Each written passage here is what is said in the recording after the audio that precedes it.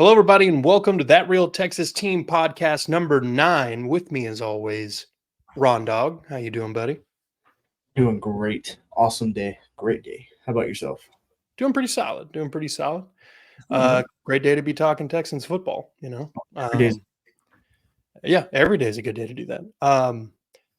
We got That Real Texas Team podcast on Instagram now. Please go check that out. Yes, sir. Hit the like, follow, subscribe, whatever the buttons are. Yep, right there. It says underneath his name. Underneath my name, at Curtis PD Network on X or Twitter. That's where you're going to find everything CPN related. I share all the podcasts to that channel. So if you're interested in following that, go for it. We also drop everything on Spotify and Apple Podcasts, Amazon, Google. So if you're more of an audio person, we've got that option. We also have sister channels, Jacksonville. We got a Third and Teal. We got an Unstable to Colts podcast. We got a Titans Takeaways. And then a collective effort over on the main channel of CPN, where all the guys get together and we, talk shop, top ball, and talk shit. It's a good time. So without any further ado, we're going to be talking cornerback room projections for the 2024-25 season for the Houston Texans. At the moment, we're looking at 10. And some of these dudes are more special teams guys. Some of these dudes are definitely more defense on the field contributors. So it's going to be a little interesting to kind of whittle this down. We also have some news that doesn't necessarily outdate the previous podcast, which if you're new here, the last podcast we did was breaking down the projections for the wide receiver room. So go ahead and check that out. But there's a new name in the room now. The Rams were about to cut him. Nick Caserio said, hold on, let's do a late pick swap and we'll scoop him up for you. So the Rams sent Ben Skowronek and a 7th round in 2026 for a 6th round in 2026. So, we didn't really lose a pick per se. We fell back around and picked up a guy who's done some pretty admirable contributions for the Rams. This is the first time I've heard this guy's name, but I'm not a Rams fan, so. Yeah, I feel you on that. I'm not a Rams fan either, obviously. That's why we're doing this one. But when Cooper Kupp has been out, he's had pretty good games of little flashes, kind of accenting Puka Nacua last season. And I think he got hurt a little bit. So that's probably why you're not super familiar with him. He's not necessarily a wide receiver 3 or even maybe a 4. He's a rotational slot guy. Gotcha. I think he does some special teams work as well. But so that makes that wide receiver room up to 13 bodies. It's a big one. If you remember, we cut that room down to 6 or 7. With 10 cornerbacks, I think they're going to try to keep 6. 5 who are in a heavy rotation, and then the bottom 2 are probably going to be contributing on special teams. Mm-hmm. There are some guys who are technically safeties that are hybrid corner safeties. We're not going to include them in this list just for the simplicity of it, okay? Lonnie Johnson Jr., he's a safety. We're going to call him a safety. That's what he's doing. Okay. But with that being said, we've got 10. We're going to start at the bottom here, and they're not necessarily written in a particular order. But D'Angelo Ross is on a 1-year deal. Troy Pride, 1-year deal. C.J. Henderson, 1-year deal. Chris Boyd, 1-year deal. Miles Bryant, 1-year deal.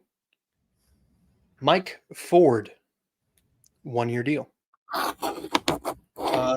And then Kamari Lassiter, the 2nd-round pick this year. Obviously, he's a rookie contract. Jeff Okudah, 1-year deal. I believe Desmond King got a 1-year extension. And then, of course, we have Derek Stingley. who's still on his rookie deal, going into his third season. Best corner since ever had. I mean, other than I would say Jonathan Joseph is probably pretty up there. I mean, Kareem Jackson wasn't bad either. Now that I think about it, Kareem Jackson wasn't that bad either, no. But we've had a couple. Aaron Glenn was one of the first team members back in the day.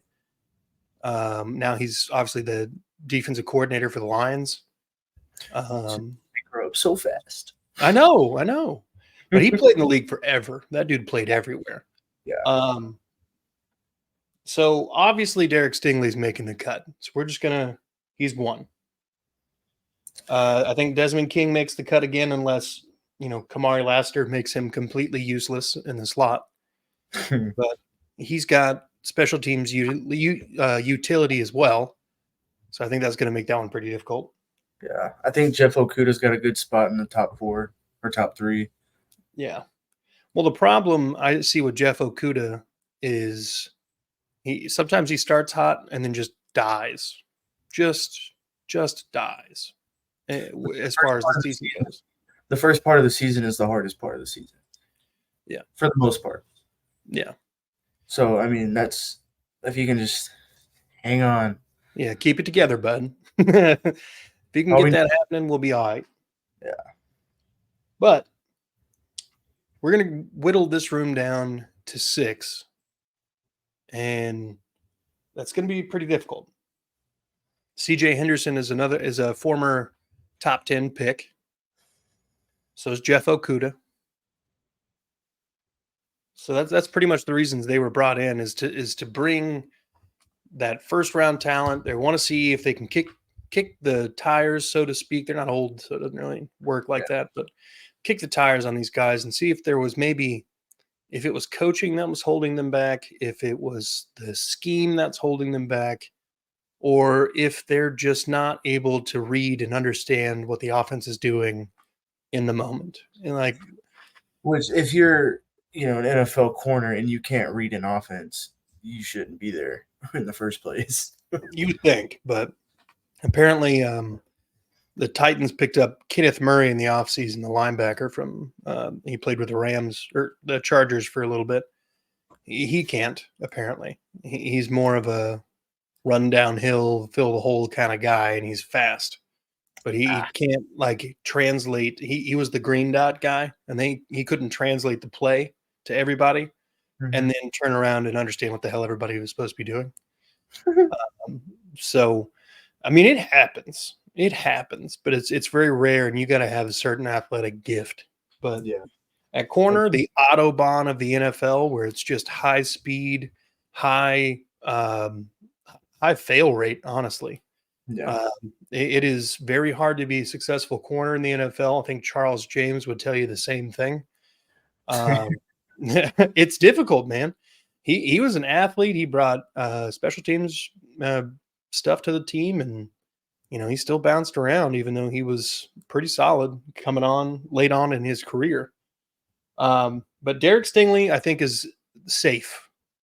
Desmond King we cut last year and then brought him back in the middle of the year. So I don't know that he's necessarily safe per se, but as far as entrenched starters go, he's probably penciled in there at that slot, at least slot 1, So I'm going to put him as 3. So we're trying to figure out who's the number 2 corner. That's what Jeff Okudah, CJ Henderson, and Kamari Lassiter were brought in to decide. So, off of basic knowledge, you would think it would either be Kamari Lassiter or Jeff Okudah. Yeah. Because, I mean, I've seen a little bit of film on Kamari Lassiter, and he's a dog. He's a dog. He got the dog. For sure. And then Jeff Okudah, he's been in the league for 5 years? 5 years, I think. Yeah. So he's considered a veteran now. And, he's produced a little bit for the Jags. So, well, no, he played for the Lions and the Falcons. CJ Henderson was a Jag. Oh, and a Panther. My bad. Oh, you're good. Either way, he produced for the teams he was on for the most part. And so maybe we'll get some competition. Maybe we'll see a 6-man rotation throughout the season. I think it's likely. I think that they went into the offseason knowing that corner wasn't necessarily the strongest behind Stingley and Desmond King. That's why they addressed it with the first pick of the draft for the Texans at 42. I think Kamari Lassiter's got number 2 corner upside. I think he's definitely going to make the roster. I'm going to pencil him in as 4. Okay. But Jeff Okudah and CJ Henderson, they have the physical archetype to be corner 2.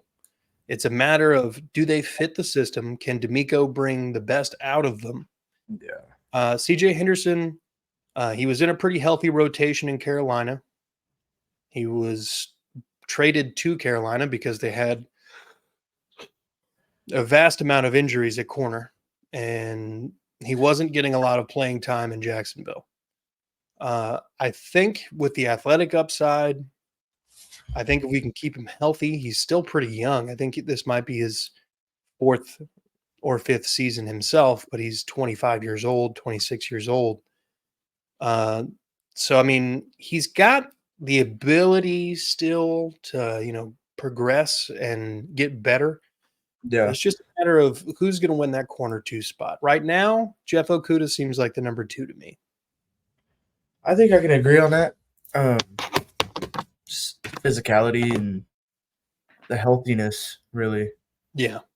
So, I mean, I can definitely – I think I can agree with Jeff Okudah being 2. Okay. And then that brings us to the last 2 spots for the corner room. And we have 6 names left. Yeah.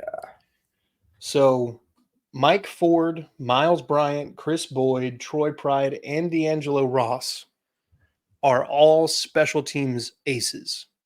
They're your gunners on punt return. They're on kickoff. They are a utility knife when it comes to special teams. Troy Pride is not in here to play corner at all. He was a signing to make Frank Ross happy. And I don't know, with all these guys that kind of at the bottom of the room here, who really sticks out the most. But I think CJ Henderson is 5 because you still want your 5th corner to be able to come onto the field if something were to happen. And even if he is the 5th corner on the depth chart, so to speak, he would be directly behind Jeff Okudah. Yeah. So if Jeff Okudah gets hurt, CJ Henderson's probably the guy who steps in. Or if Jeff Okudah is just performing like ass. But which, I mean, I don't see that happening very often. Right. But if CJ Henderson is 5, then we have 5 names to get to 6 total.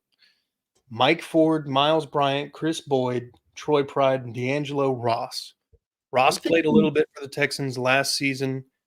He's a little bit longer in the tooth, but most of these guys are. Most of these guys are 27, 28, 29 years old, and their entire career has been bottom of the depth chart, special teams playing. So it's all preference, I feel like, for Frank Ross at this point. I'm thinking like either Mike Ford or Chris Boyd. Yeah. I'm thinking one of them takes the number what are we on 6 spot? Yeah. I like Mike Ford. He's done really good stuff in Cleveland the last stint he had, and he was pretty solid up there. He played Detroit, Denver, Atlanta, Cleveland, and now here. So,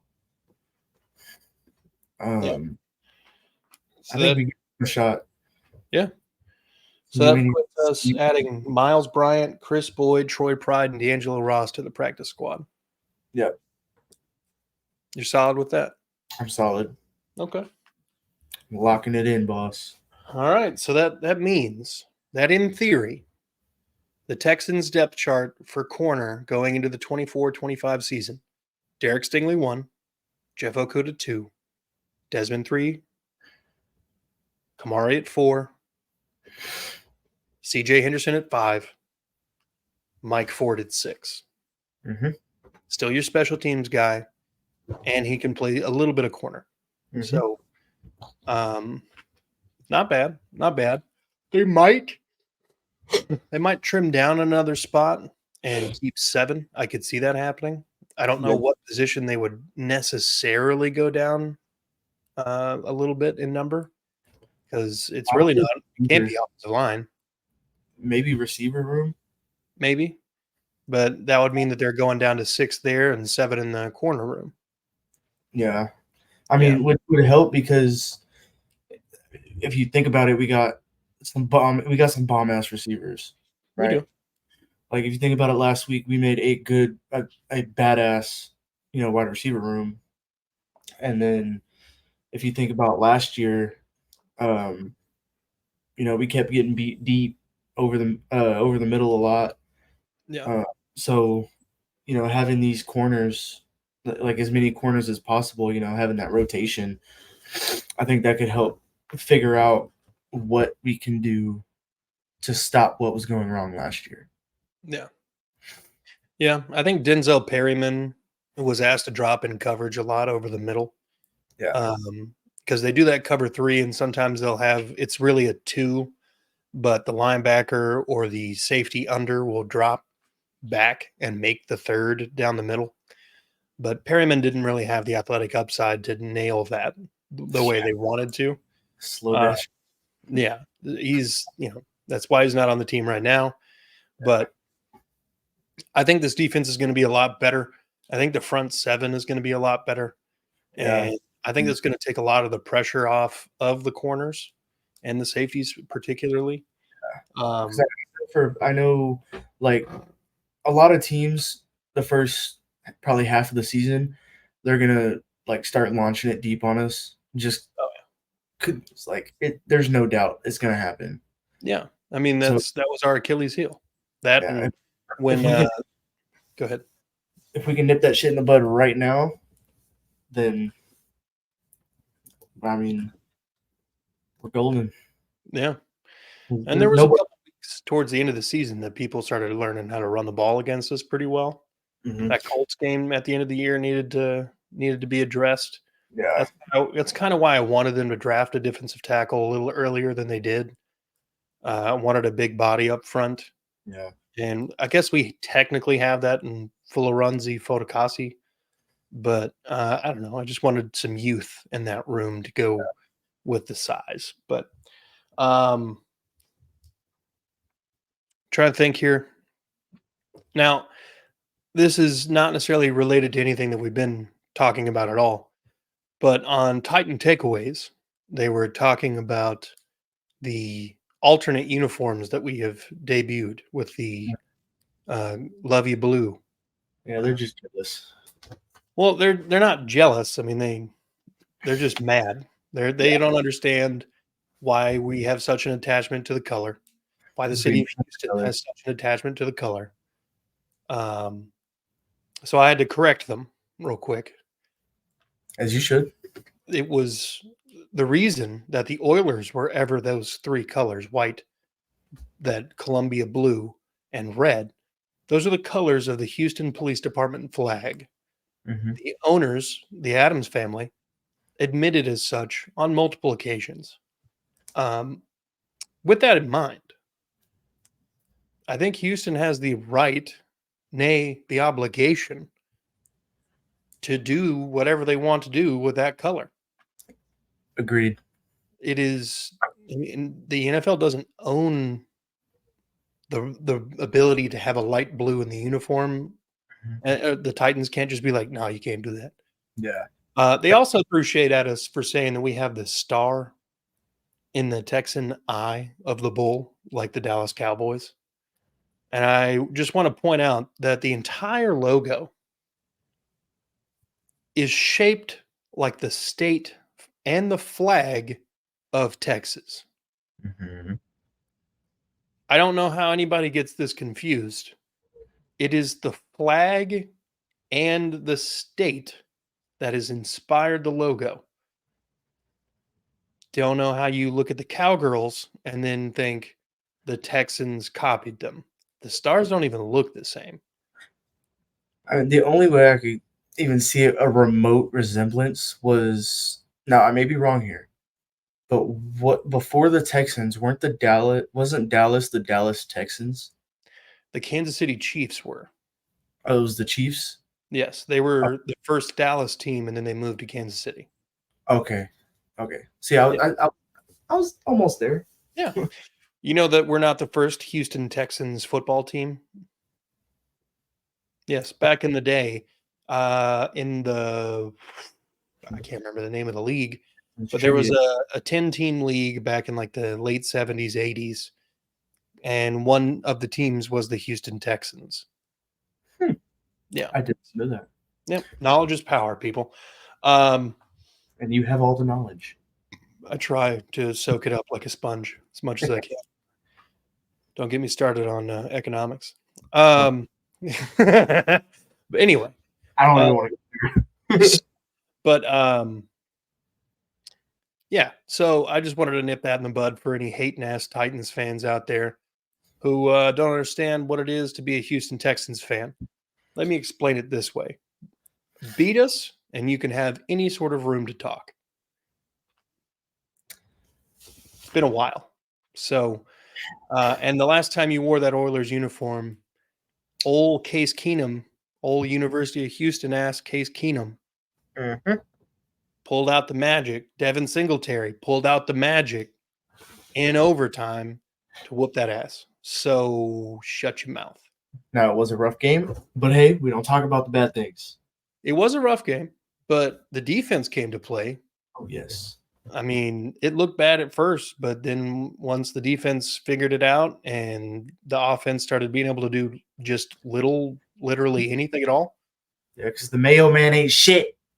Yeah, Mr. Levis. Also, a lot of Titans fans are, oh, we're going to be challenging the Texans this year for the division.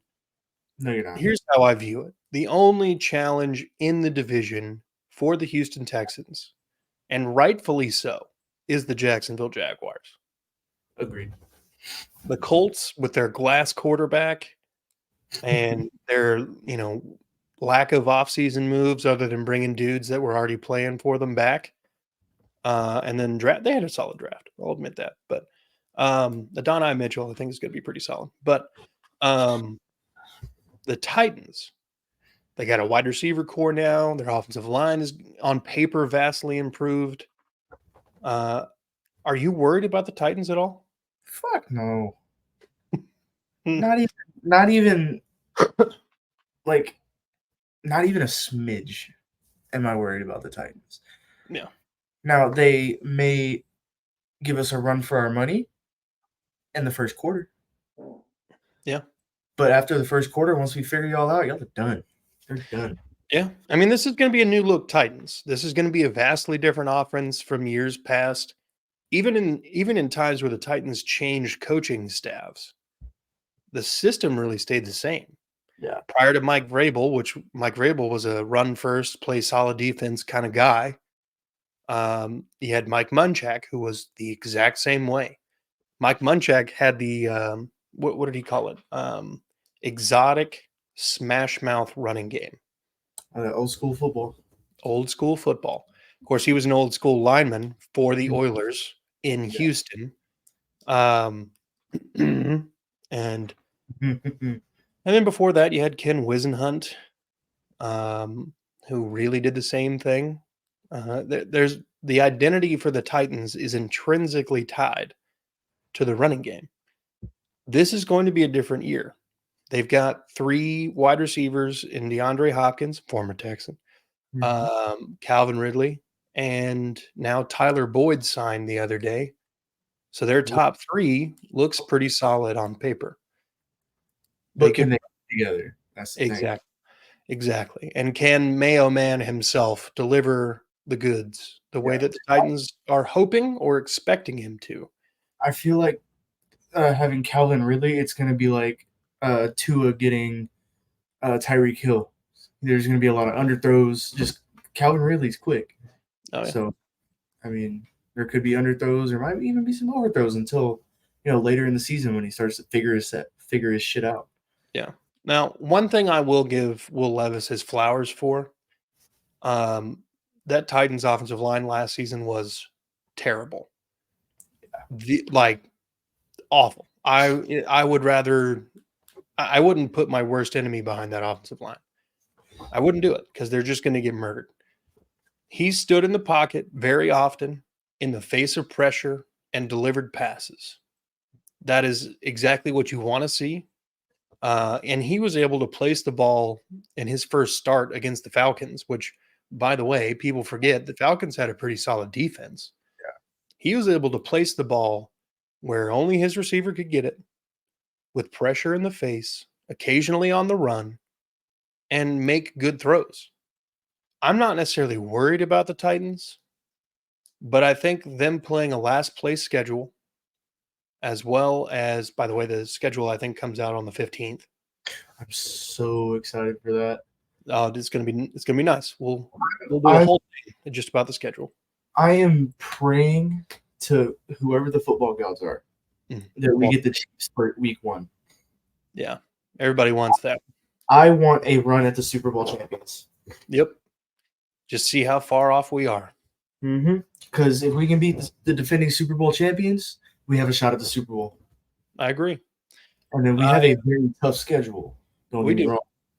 I think we have, I'm not going to say one of the toughest schedules in the league, but definitely in the AFC. I'll give you that. And the AFC this year is even more stacked than it has been in years past. There are a couple cupcakes, but the NFC is wide open. Yeah. It's literally who's gonna be the 1 seed, the Eagles or the Cowboys. It's 50-50 there. Yeah. And then especially with the Eagles getting Saquon Barkley.